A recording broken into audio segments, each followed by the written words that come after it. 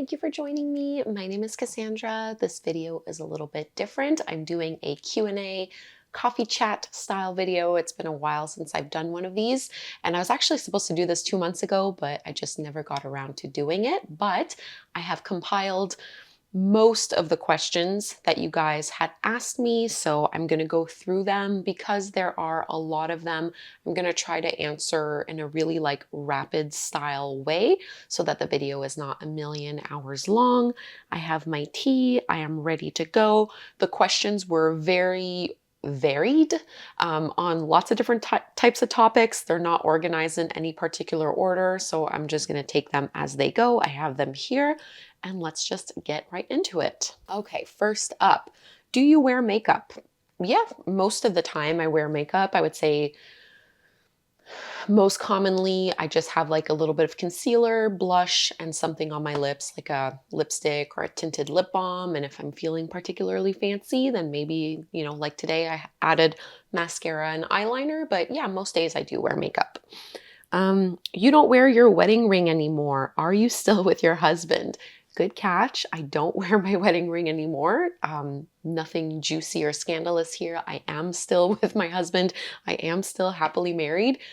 My ring just doesn't fit me anymore. I don't know what happened. My fingers got like chunkier, I guess, or something, but it cuts off circulation to my fingers. So I haven't worn it in probably over a year now, and I should probably do something about that, but I don't know. I just happened. So sorry, nothing scandalous to reveal there. What advice would you give for someone that is looking to take yoga more seriously and step up my skill level? Best advice, I would say, to start practicing with different teachers.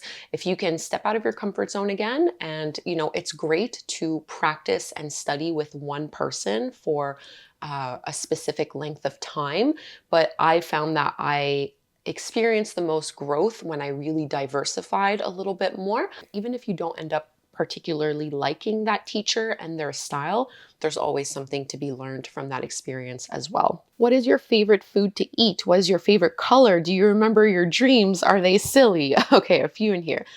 Favorite food to eat. It's unfortunate, but I think my favorite food in the world is probably popcorn.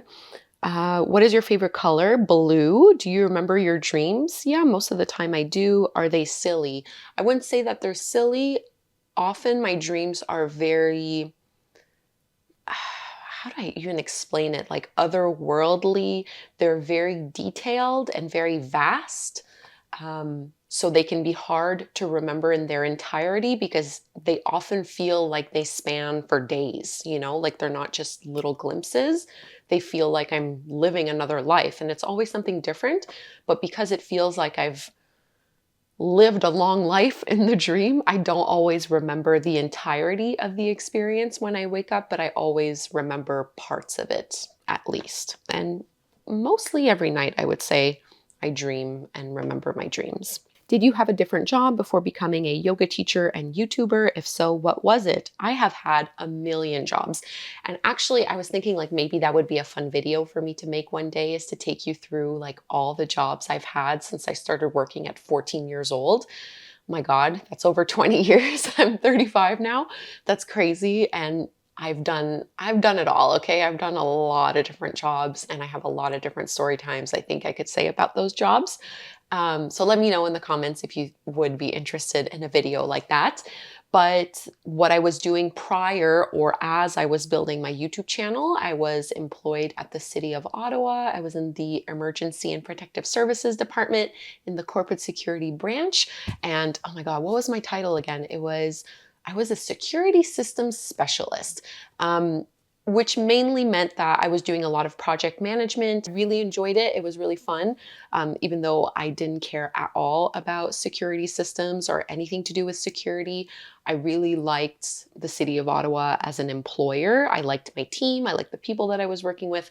And I liked how there were always a lot of opportunities to move around and tackle different projects. Truly, if YouTube hadn't worked out, I would have just stayed, I think, within the city and just moved around and continued to try to work in that way, just because I liked how varied the work could be and how there were a lot of different kinds of opportunities for me in that space. So Maybe boring to say that I was a government worker, but I quite enjoyed it. Any pet peeves? The only thing that comes to mind right now is slow walkers. I'm a very fast walker and I don't like when people walk slow. What was the beginning of your yoga journey like? Did you ever go through phases of being inconsistent with your practice? Absolutely. And I think that's the best way to describe the beginning of my yoga journey. It was inconsistent. I didn't have the yoga story of, I went to the studio, I tried one class, I fell in love, and I was hooked from the beginning. That wasn't like that for me. I spent probably a few years going to a class every month or two, whenever my friends would want to go. I would try different studios and different teachers. Like I thought it was fine, but I didn't really get hooked.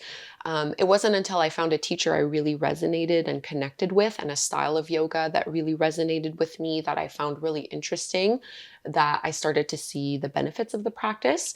So a lot of that was forest yoga in the beginning. That used to be super popular. I don't know if that's even like still around, if people even still teach forest yoga, but it's a type of vinyasa yoga. And yin yoga, finding that was really pivotal and really instrumental in showing me a whole different form of movement that was really beneficial for me. But yeah, absolutely. I still today, I mean, I've probably been practicing for, I don't know, 16 years now.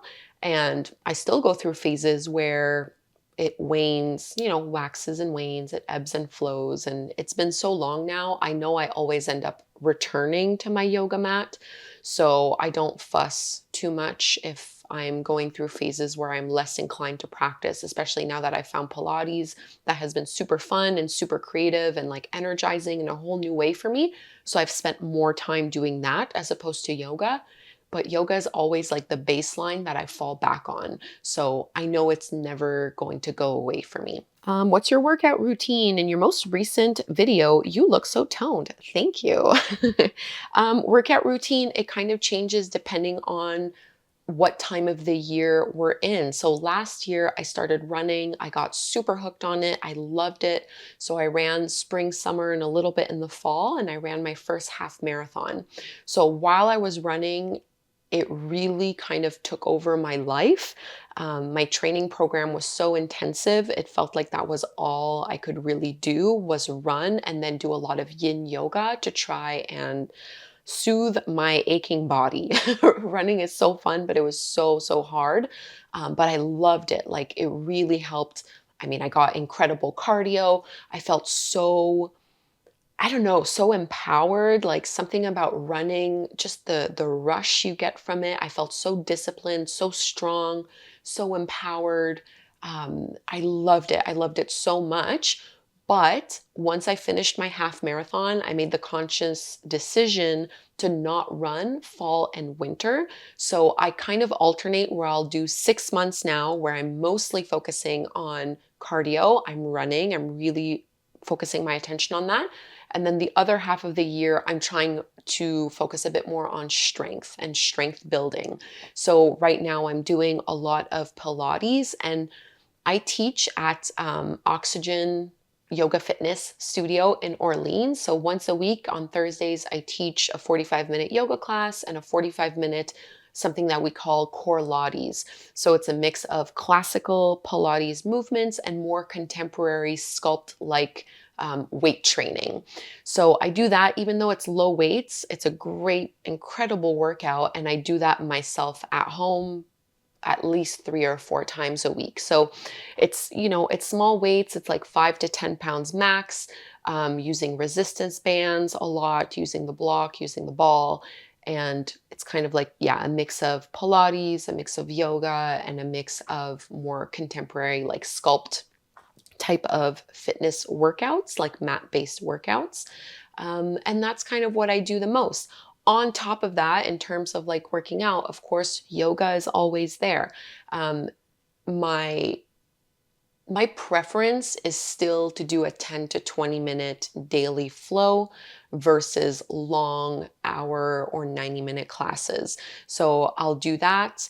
Maybe once a week, I'll do like a longer full hour yin yoga practice. I still love that just so much. It's so beneficial and nourishing for me.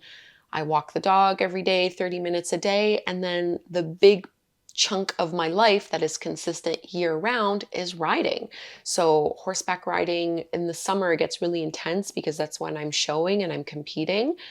Which takes a lot out of me. We do show jumping. I love my little mare. I'll speak, I think there's a question on that later. But riding, so I ride bare minimum twice a week because I have 2 lessons a week. But then on my own, I'll usually go ride my horse an extra 3 days a week. And I ride another horse at the barn who's not mine that I just take out and exercise and try to keep her fitness up once a week. So I'm riding a lot. This is all to say I'm a very active person. Okay, so I do a lot. Um, I don't know, stating it out like this makes it sound insane, but I don't know. It's not. It's just what I like to do. I like to be active and yeah, it's just what works for me. So that's what I do, a whole lot of everything. Okay, what social or charity causes are closest to your heart? I support Sweet Sanctuary Animal Rescue. So I've done the Yoga with Pigs fundraisers a few times with them. We didn't get to do it this year, unfortunately. We're going to try to do it in the fall again, but I love them. I support their mission so much, so I donate a lot to them. Otherwise, I donate a lot to like fostering organizations, like cat fostering rescue programs, just because, if I'm not volunteering with them and actively fostering cats, then I'll support them monetarily. And then also Ottawa Food Bank is probably like where most of my donation money goes. And also, if you're willing to share, what are the things about yourself or your life that you still struggle with, and how do you deal with them? Um, Anxiety. I think anxiety is what's going to follow me for my entire life. It's so much better than it used to be when I was younger. Like as a teenager, my anxiety was totally misunderstood, like by myself and by others, completely undiagnosed and really crippling in a lot of ways. Now I understand it. I have the tools to manage it. Um, like I'm mostly good, I would say 95% of the time. But when I do have an anxious flare up, it's really hard. And I know that that's always going to be something that I have to stay on top of. Hi, baby. Do you want to be in the video? Little Daisy. I wonder if she might have changed since the last time you saw her. She's over a year old now. But yeah, I would say that's the biggest struggle. And actually, something that has changed as well, this is more of like a new struggle that I'm investigating and looking into is PMDD. So I've noticed now that I'm in my mid 30s, my menstrual cycles have become harder, like more painful. But what's harder isn't actually like the period itself, it's the week before my cycle. Um, I'm pretty sure it's no longer PMS. Like I really do think it's PMDD, and I'm like in the beginning stages of doing research on this and going to talk to my doctor about it and stuff like that. But that's when I noticed the biggest, most dramatic spike in anxiety and like true panic. And I wasn't like that a few years ago. So I really think there's like some hormonal changes happening there. But I'm trying to be on top of it as much as possible. I'm very much a learner, so I'm just like reading as much as possible on it and trying to educate myself. And then once I have like all my information, then I like to go to my doctor and like present my case and see what she thinks. I love my doctor, by the way. She's amazing. But yeah, that's right now is something that I am actively struggling with. Do you prepare every video or is it also freestyle? I prepare them all. I'm a planner. I like to write out my sequences ahead of time and prepare what I want the video to be about. It's very, very, very, very rare that I'm just going to wing it. Maybe 3% of my videos are freestyled. The rest I all plan. Okay, this is in French. Comment vous organisez-vous avec votre partenaire pour que votre maison soit assez silencieuse pour filmer? So how do you organize yourself with your husband so that your house is quiet enough to film. Thankfully, the house is big enough and we are in complete opposite ends of the home, our offices, I mean. So where I film in my little loft, I'm like above the garage, and his office is on the main floor, totally at the other end. So we don't really hear each other. So it's not really a problem. He has no idea if I'm filming while he's working. He wouldn't be able to hear me, and I can never hear him. So it works perfectly. I'm very lucky for that. Bâtissez-vous encore chaque pratique de yoga autour de quelques mouvements centraux en ajoutant d'autres mouvements avant et après, ou vous avez maintenant une autre technique? So they're asking, do you still build your yoga classes around a few key movements and then you add poses before and after, or do you have another technique? That's definitely a central technique, I would say. I came up with a course a year ago, 2 years ago, vinyasa teaching methodologies, where I really like dove deep on how I structure and teach my classes. There are a few different ways. So sometimes I'll do it by peak pose, which is kind of like what they're referring to, where I start with where do I want people to end up and I work my way back. Sometimes I'll do it by theme, whether it's like an emotional theme, mental health related, or physical focus. Sometimes I do it by body part. Sometimes I do it by time of day, like if I'm doing a morning class versus an evening class, obviously those will be structured very differently. So it depends, but the method she indicated, like by peak pose, is definitely very common, and I definitely do still utilize this quite a bit. Last question in French here.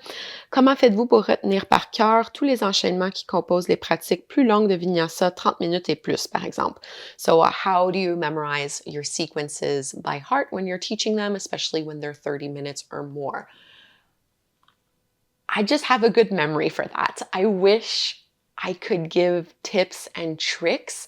I think, like, not to brag, but I just think that's one of my strengths as an instructor. I can plan a long sequence and I just have to read it once. And I usually, like, when I'm planning out my class, I'm on my yoga mat and I'm kind of doing it, like mocking it, doing it along as I'm writing. That helps me remember the sequence much better. But I don't know, I just have a really good photographic memory. So it's easy for me to read a page of text, memorize it.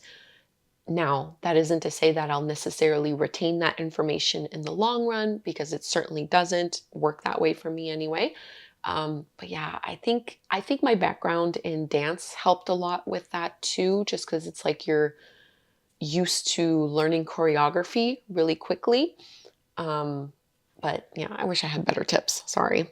What are the pros and cons to having all your animals, dog, cat, horse, pony, and are you planning on getting any more?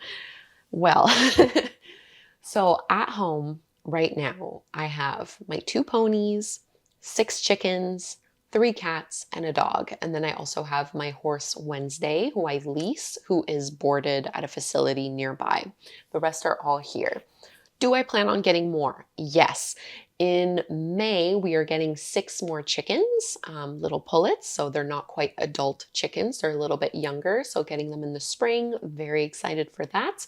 So just so we can have like a bigger flock, because unfortunately we did have some die this winter, or not even in the winter. It was actually in the fall before the winter.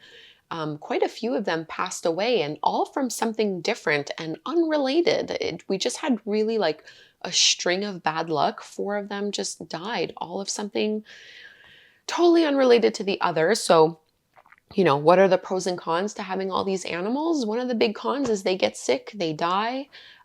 It's a lot to work. It's a lot of work to care for them properly. And it's really heartbreaking when they pass away, and when they get sick, when they get injured. Like last year, we lost Cleo. I lost Java a year ago.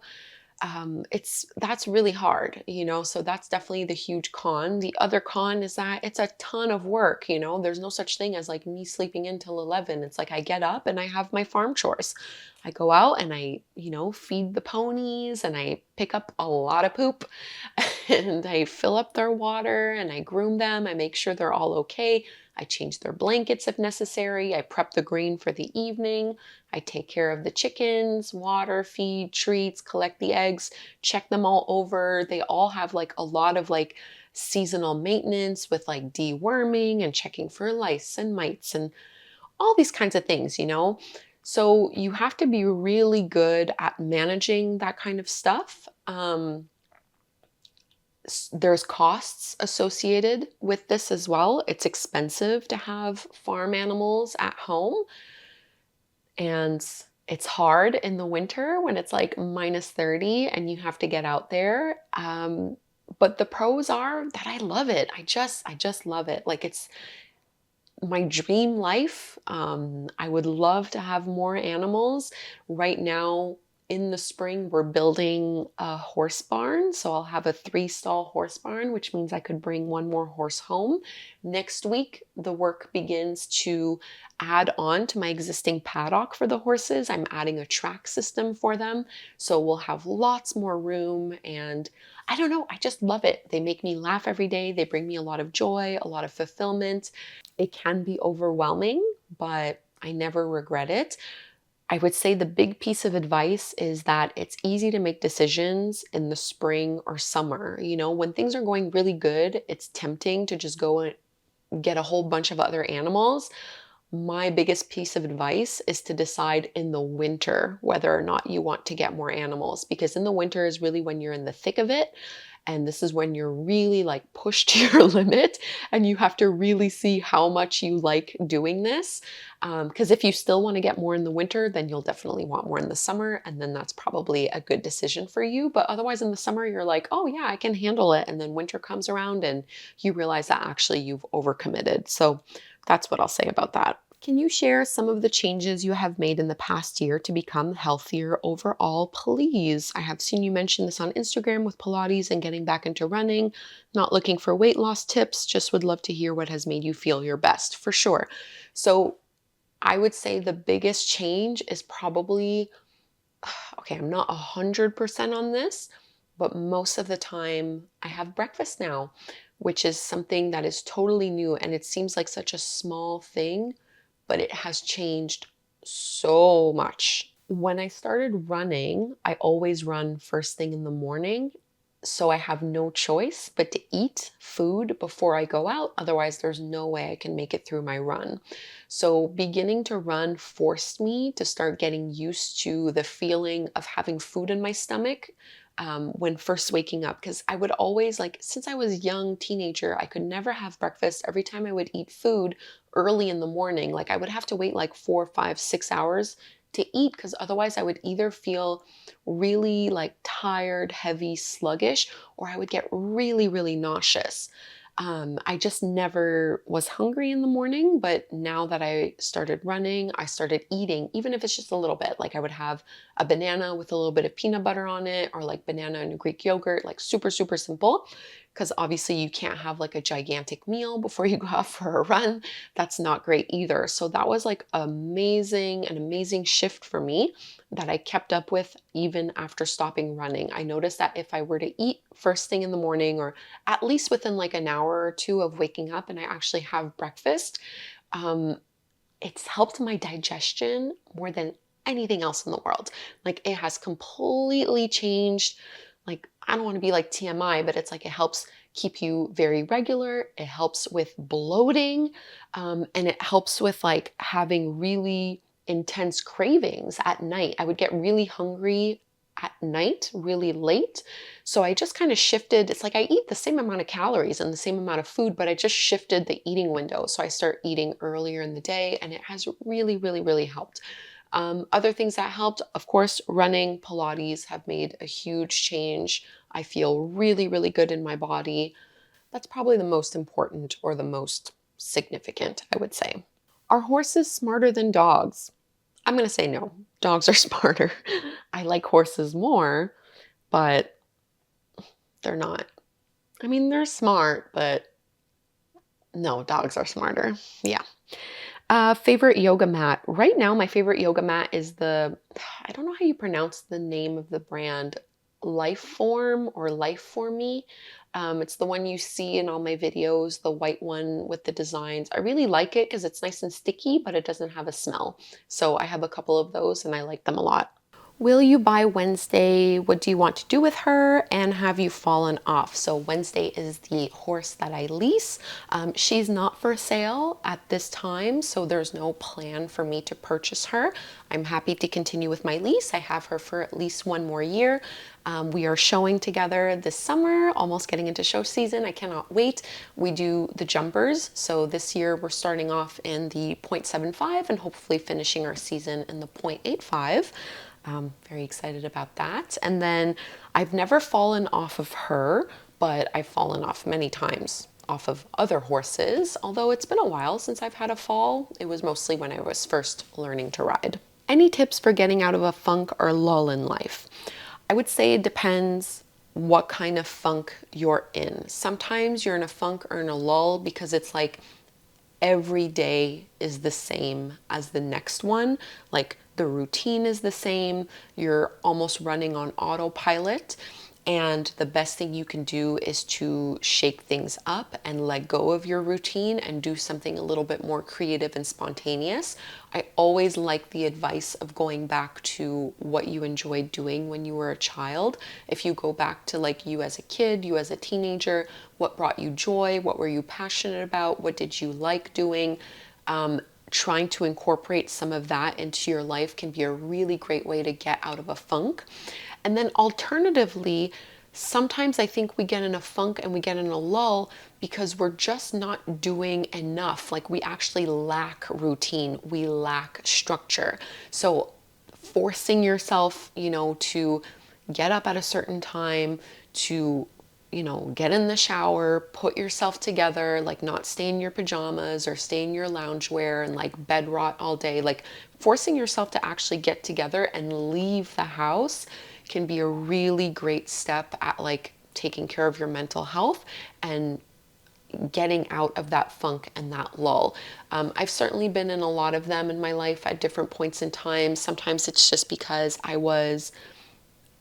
I had a lack of challenge. Like I just was not being challenged enough and I needed to try something new. So whether that was a new hobby, doing a new project, trying to launch a new product, whatever it may be. Sometimes it's also just because I need to leave the house. We get so comfortable at home. We need to recharge socially and do the hard thing and actually hang out with friends, to actively see people, socialize with them, spend time face to face rather than just texting and sending messages every now and then. You have to get out there. So that's what I would say for that. Thoughts about aging? I don't know. Thoughts about aging. I'm not really sure in what respects they're asking this question. I think about aging a lot. I would say aging is my main motivation for why I am as active as I am. I think all of the time about what I hope my old age and end of life will look like. And there's no way to be certain that you can prevent disability. Disability can come from getting a virus, getting in an accident. Like there's only so much you can control, right? But I try very hard to keep my body strong, flexible, to make sure I have good balance, good mobility. So that hopefully that will really serve me as I get older. Because I even notice, even at my age now, I look at other people who are my age, a little bit older, sometimes even a little bit younger, and you really see like the mindset shift that some people adopt where they kind of just give up a little bit.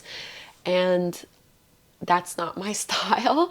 I want to feel as good as I can possibly feel for as long as I can possibly feel. Again, knowing that so much is out of my control. We are all just very temporarily able-bodied, if we are able-bodied anyway. So that's my main thought on aging. And I mean, is the idea of aging super great and exciting? No, but I mean, what's the alternative? If I'm not getting older, I'm dead. So I guess I like aging.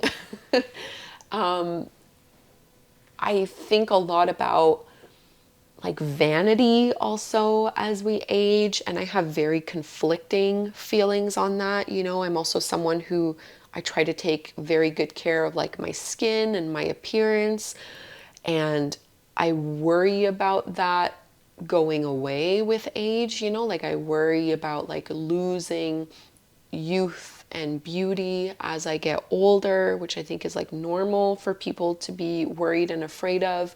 But then I also have this other side of me who really loves that archetype of like the crone and who really just wants to age disgracefully, you know, and to like reclaim that. I don't know. I'm very conflicted on those two sides. It's like on one end, sometimes I want to do as much as I can to look as good as I can for as long as possible. And the other part of me totally rejects that notion and wants to just let go of that societal pressure and just let my body do its thing. I'm really scared that we're losing the normal old woman, you know, with so many people getting plastic surgery and getting injectables. It's like even when you watch TV shows now, when you watch movies, like the way older women are portrayed, they look so different. Anyway, I have very conflicting feelings on it. So I don't know that I have it specifically nailed down, but I think about it a lot, and I'm just going to leave it at that because I wish I had answers, but I don't. I'm 35. Maybe when I'm 40, I'll be a little bit wiser. I don't know. Do you speak much French in your everyday life? Only with my parents. Otherwise, at home, I speak English with my husband. How is running going? Not running yet. I'm going to start again in April. Very excited. If you were to start your channel all over again, what would you do differently? Honestly, probably nothing. Well, no, that's not true. When I first started, I kind of tried to do everything for everyone. I wouldn't really worry about that anymore. I would focus primarily on what I enjoy, what's relevant to me, which means yin yoga and shorter practices, usually short morning practices. What's your rising sign, sun sign, and moon sign? Sun sign is Libra. I'm a Gemini moon and a Virgo rising. How do you manage to live happily during dark, cold days? You have to embrace it. You have to embrace it. It's hard. Honestly, the animals help a lot because I think the key to enjoying winter and to enjoying the cold is to be out in it as much as possible. So the more you can get outside every single day and get whatever little bits of sunlight we actually have, the better off you will feel. Spending time outside, if you do winter sports, you know, go do winter sports. I don't really do that many, but I'm outside every day, multiple times a day. That helps a lot. And you just kind of have to embrace, romanticize it a little bit, you know, make it really cozy. So we have the fire, I do warm baths, I sleep a little bit more than normal. Yeah, I just try to embrace it and I count down the days until spring comes again. And oh, there's one more. Okay, let's end it on a juicy one. Personal question, do you have kids? If no, what's your reason? I really don't want kids, but most people think I'm crazy. I don't have kids and I don't want them. I've never really felt that pull. Even as a kid, I assumed I would have children because it's what people did and I expected that it's what I would do. But I was always so scared of growing up because to me, I was scared of adulthood because I was like, oh, I only have a few years left before I have to have kids and then I can't do the things I want to do in life. Like that was really my mentality around it. And then one day I just thought, wait, what if I don't have kids? And it was like this huge weight got lifted off my shoulders because I had never even considered that as an option, as something you're allowed to do and allowed to choose. It just felt like I had this looming deadline somewhere in the future that I had to prepare for. So I felt this huge pressure to get so much done and to do as much as possible and travel and do all of the things and get my life in order because once I had kids, it would all be over. And of course, I know that's not the way it is, right? Like so many of my friends and family members have children and they have very full, fulfilling lives. but they wanted those kids, right? So for me, I never wanted that. It's not something I feel called to at all. I love children. I really love babies. I really love toddlers. I'm really good with them. Maybe I would be a good mom, but I don't want to be. Yeah, I don't know. I don't know. I just don't want him. I just don't want him. So I'm very lucky that I have a husband who also is not interested in being a father. We have 3 nieces, and that's great. And that's enough for me. So yeah, it's not for me. Sorry. I enjoy being an aunt, and I love that some of my friends and family members have kids, and I'm really happy. I want everyone to have everything they want in life. So if you want a big family, go for it. If you want no kids, also go for it. You're not crazy. A lot of people don't want them. So anyway, no, I love kids, but I will not be having any. And that was it.